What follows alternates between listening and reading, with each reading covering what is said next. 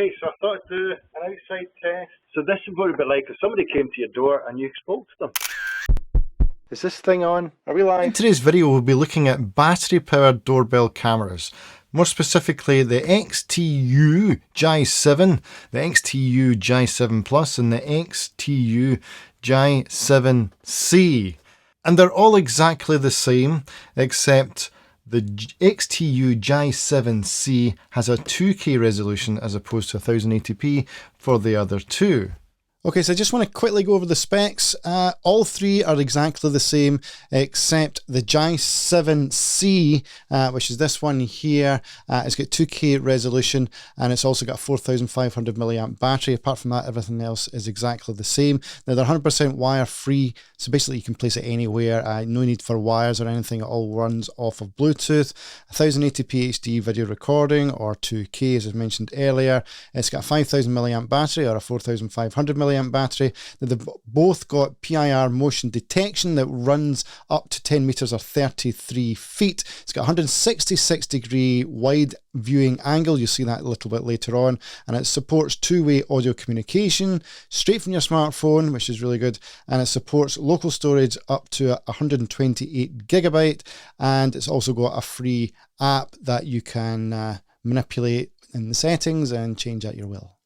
So the difference between the JC and the JC Plus is looks, by the looks of things. I'm just going to peel this off.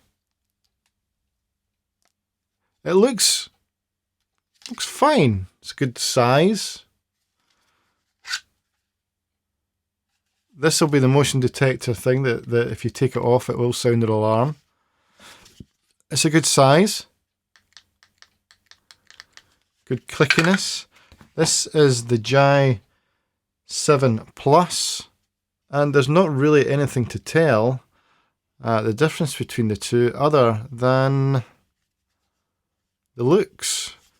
We've got something here which I'm assuming that's where you charge it, and around the side that will be where the SD card goes. Now you can either use SD card or cloud storage. There's also a reset button as well.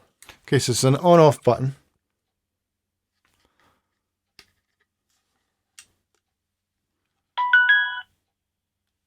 Okay, did something. Right, what we're going to do is we're going to put the batteries in the little chimer here. A settings button, we have got a volume button and a chime button, a little music button. Okay. Volume.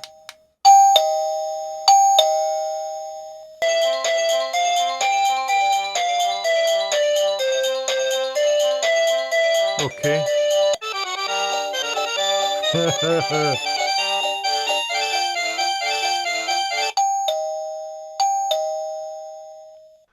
What will that do? Oh, it might be pairing. It might be pairing. Right, so something's bleeping here. So this might be the pairing process. I may have to look at the instructions. So what about that setup? Yeah, it's dead easy. You do it through the app. You can get it, there's a QR code through the instructions, or you can look it up on the App Store, whether it's Android or iOS. Really simple process, if you ask me. So once you've done that, it's a case of just then setting up on your wall or your door, and that's a very simple process as well. The screws are provided. I used my own screws. I used larger screws and better raw plugs, but obviously each person's own front door is completely different. But yeah, mine is certainly not going anywhere. So let's have a look at the app. I've opened mine up. I've got 3 devices, as you can see. Now, the top one is offline and the bottom one is offline, and that's because I've got 3 devices. Now what I will do is delete them from the app. The one in the middle is the one that I have been using. So if I just click on the play button now, it's going to establish the connection. There you go. It's really, really quick. Now, as you can see, there is an HD button there. If you want to click from HD or SD, that's entirely up to you. whether or not you have got a stable Wi-Fi connection to the doorbell is located there just in the middle. You see Wi-Fi is 97%, so that gives you an indication of how well the connection to your router is. Now on screen you can see there are quite a few self-explanatory things. You can take a screenshot, you can use it as an intercom, or you can record, and that's how I have, you've seen some of the videos that I've got, they are just recordings that I have used in that, using that method.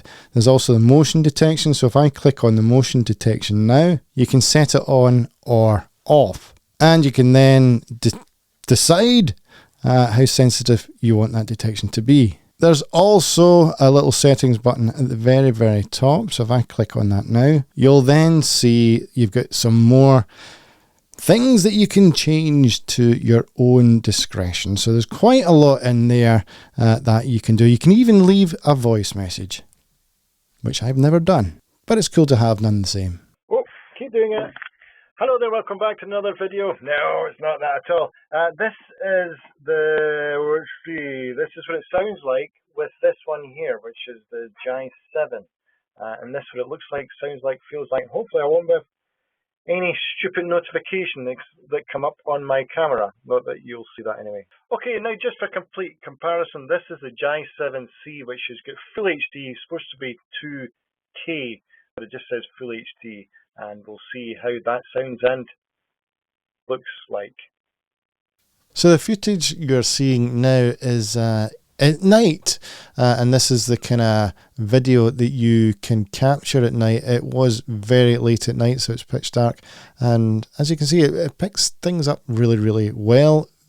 If someone came to the door, you would certainly recognise who they were, and even if someone came onto your property, had the motion detection working, then you would certainly recognise who they are. Now, this is what I mean by setting the sensitivity of the motion detection. Now, if you set it too sensitive, then those people walking the dog would certainly set it off. So it's something that you have to play around with and is unique to your own property. So this is the Jai 7C model, which is supposedly the best spec model out of them all. Personally, I don't see any difference. I've actually just got the Jai 7 that's at my front door, and all the outside footage you see in this video is from the Jai 7. I don't see any difference. Maybe you can, but I went for the Jai 7 because it had a slightly larger battery. It's got a 5,000 milliamp battery compared to this one, which is 4,500 milliamp battery. Battery-wise, I don't think there's any problem. I've had the doorbell outside my house now for well over a month.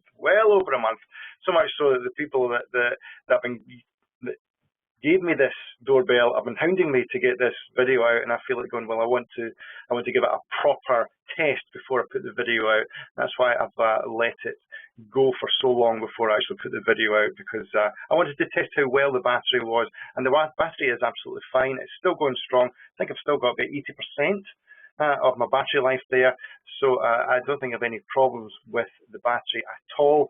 As far as which model to pick, they are all exactly the same as far as I'm concerned. I would just go for the cheapest one, and the video quality is absolutely fine. I don't see any problem with the video quality at all, because once it's on your mobile phone, and let's face it, it's only going to be a 15-second conversation that you're going to have over your doorbell, so I don't think quality-wise is a problem at all. You shouldn't be worrying about it. Get the cheapest one, that's my advice.